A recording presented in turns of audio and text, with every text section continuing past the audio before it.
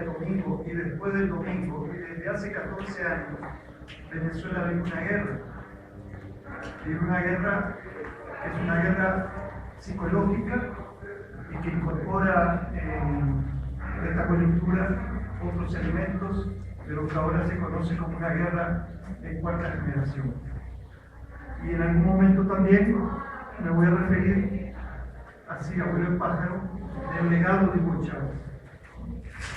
En 2009, el 15 de febrero, hubo justamente un proceso donde se llamó a una consulta para discutir una enmienda constitucional y en el marco, digamos, de esa contienda, Estados Unidos y sus socios en Venezuela y en América Latina llevaron a cabo, digamos, ya la venían haciendo, pero profundizaron esta guerra asimétrica que antes había pasado en 2002, como decía Eloísa Aragonés, por un golpe de Estado fallido.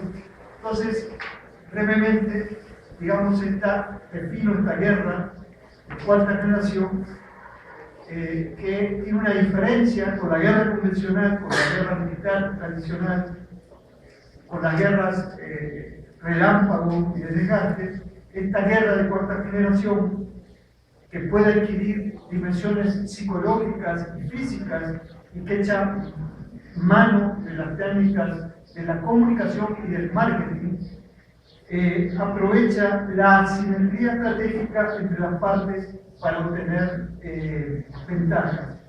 Y ese ha sido el modus operandi de Estados Unidos respecto a Venezuela desde antes, decía, fíjense, en la campaña de 1998, en la campaña de Chávez, ya había una matriz mediática que la manejaba la prensa venezolana, que entonces estaba controlada en un 98% por el capital monopólico privado, pero esa misma matriz de opinión la manejaba Excelsior en México, el Universal, Milenio, en Argentina, en La Nación, es decir, salían de la oficina de Washington las consignas y se manejaba, había lo que llamamos homosintonización del mensaje, todo repetía lo mismo en la televisión, en la radio. Entonces,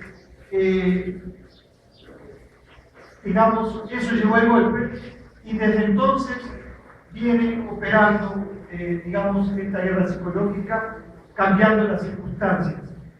Ustedes saben que el 7 de octubre pasado hubo elecciones, las elecciones donde participaron Capriles y participó Chávez, y ganó Chávez. En la coyuntura de octubre, mejor dicho, en los meses previos, hay una oficina de diplomacia pública en Estados Unidos, ubicada en Washington, que estuvo alimentando justamente esta fase de lo que denominamos el terrorismo mediático, el terrorismo que se hace a través de los mal llamados medios de comunicación, ¿no? Hay un periodista que le llama los miedos de comunicación, porque es a través de los medios que se crea el miedo, es decir, la construcción social del miedo se hace, el caos se hace a través de los miedos que generan los medios. Entonces, para esa coyuntura de las elecciones de octubre, la última que ganó Chávez, se manejaba como principio rector de la campaña de Capriles que él no estaba compitiendo contra Chávez, sino contra un eje conformado por una junta de narcogenerales, políticos nepotistas y cubanos que planeaban utilizar la elección como medio para controlar Venezuela, después de que Chávez, que ya estaba incapacitado, muriera o no pudiera gobernar. Ergo que a través de la intimidación, la violencia y el fraude electoral se trataba de perpetuar un chavismo sin Chávez. O sea, esto es lo que se manejaba en los meses previos a los comicios de octubre, y hubo un cronograma de 84 días, 77 días entre el 23 de julio y el 7 de octubre, que era el día de las elecciones, y el cronograma seguía una semana después de las elecciones. Y fue diseñada en tres fases. La primera consistió en la combinación y configuración del discurso y debate en los medios vía la redacción y diseminación de artículos e ítems noticiosos concernientes a las elecciones con bases en una matriz de opinión que era Enrique Capriles Radonsky versus el eje narco-Punta-Cuba y los peligros de una Venezuela por Chávez, dirigida por una dictadura castrista autoritaria. Este era el eje, digamos, que esta oficina en Washington, que depende del Departamento de Estado, que está vinculada al Pentágono y a la CIA, difundía, y esto es lo que se tenía que manejar en los medios. La segunda fase buscaba relacionar a Capriles con líderes mundiales y ejecutivos de negocios y hacerlo disponible a los medios internacionales sobre la base de que una Venezuela con Capriles sería mejor y más confiable para hacer negocios. No me voy a detener en esto, pero el tema de vender lo que acaba de estar haciendo el Peña en China y en Japón, diciendo vengan a invertir. Ah, no, acá está aquí en los cuadrados que comprometen los diplomáticos. Bueno,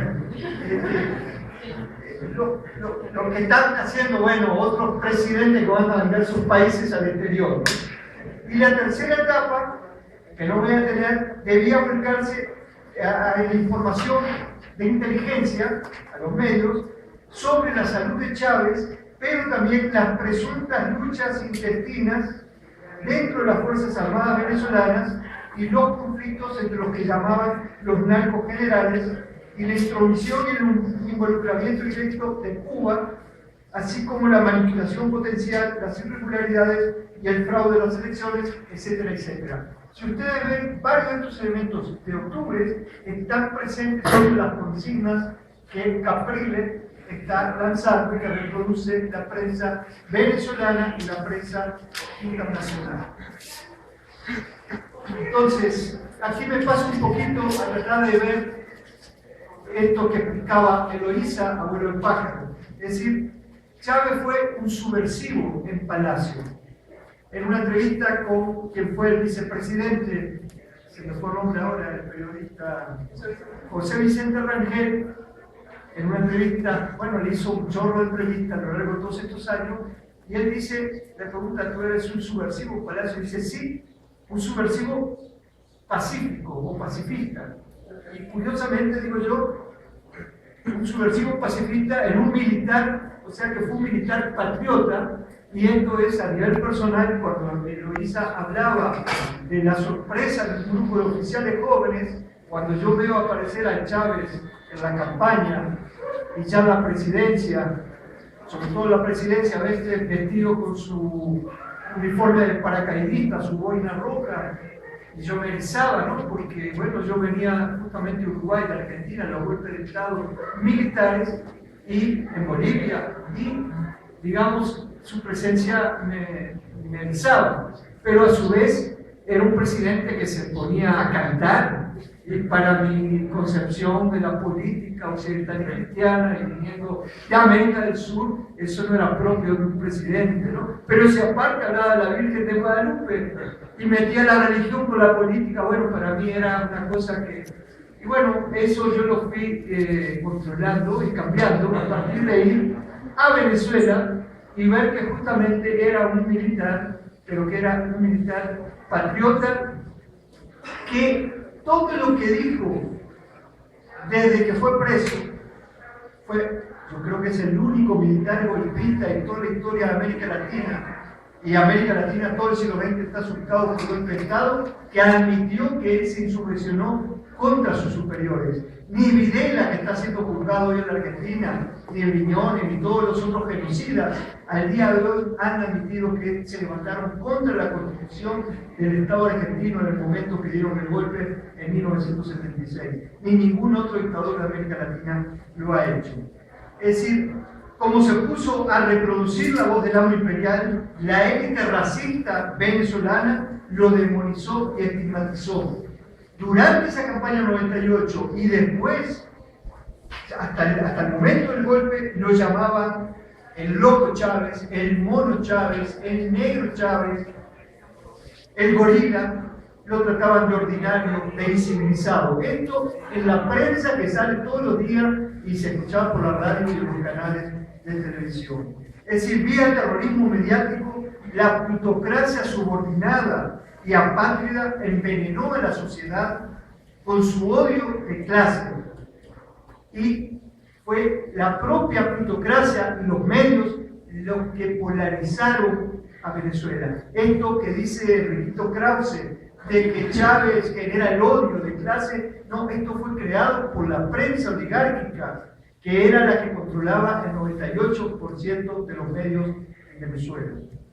Hombre radical de pensamiento crítico y audaz acción política, Chávez siempre dio la cara y se hizo responsable de sus actos. Eso es otra cuestión que explicaba al pasar. Él sí se insurreccionó y él le pidió a los oficiales aliados que cuando estaban en la investigación que le pusieran las armas porque no había condiciones. Y él dijo el por ahora al que ella se refería, y él se hizo responsable y fue preso, ¿no? Entonces, pocos se hacen responsables en situaciones como esa y en situaciones como las que se dieron después en Venezuela. Adversario, es decir, otra cuestión clave, como él no tuvo precio, no lo pudieron comprar, porque Estados Unidos y los oligarcas siempre se las ingenian para comprar o para poner, de vuelta me proyecté a los pinos, ¿no? Pero bueno, para poner gente a modo, pues. Adversario del consenso de Washington, es decir, el consenso de Washington que cristaliza, que se conoce a partir de 1998, pero que eran las políticas neoliberales que la finalista de ayer, junto con Reagan, pusieron y desembarcaron primero en América Latina con los golpes de Estado, en Bolivia en el 71, en Uruguay y en Chile en el 73, en Argentina. Ahí se impuso el neoliberalismo a sangre y fuego, antes que la Thatcher y Reagan lo pusieran en el primer mundo. Es decir, como él fue adversario, Chávez, del consenso de Washington y el pensamiento único neoliberal, rompió paradigmas, y con Gramsci, porque era un gran lector, es decir, era un tipo con una capacidad de conversación, de lectura, de trabajo, es decir, dormía muy poco, y bueno, entre quienes leía fue a Gramsci. Entonces se dedicó a construir en su país una nueva hegemonía cultural, ética, democrática de los símbolos y las palabras. Donde decía globalizados, él puso esa palabrita que dijo Eloísa, puso patria. Donde decían emprendedores, esa otra palabrita de moda, él volvió a hablar de clases sociales y de lucha de clases. Es decir, fue un iconoclasta antidogmático, soñaba con una sociedad justa, de iguales, con un nuevo Estado social que no fuera copia ni calco de ningún otro, en su vía pacífica hacia un nuevo Estado del bienestar socializado. Utilizó la metodología de Simón Rodríguez, inventar y errar. Pero cuando erró, supo rectificar. Y bueno, los grandes logros de sus inventos, creo que todavía estamos en la fase de asimilarlos y poder analizarlos. Fue el gran educador de una nueva civilidad. Es decir, llevó a cabo una auténtica pedagogía popular, crítica de masas. Utilizó los medios, la televisión en particular, para debatir y concientizar, para desenajenar. Y ahora que yo estaba viendo a Eloísa escribir estos libritos, reparé que él no solo fue un gran pedagogo a través de la televisión, sino que él fue un gran impulsor de millones y millones de folletos de este tipo, de miles de folletos. ¿Para qué? Para que se repartieran gratuitamente entre la gente.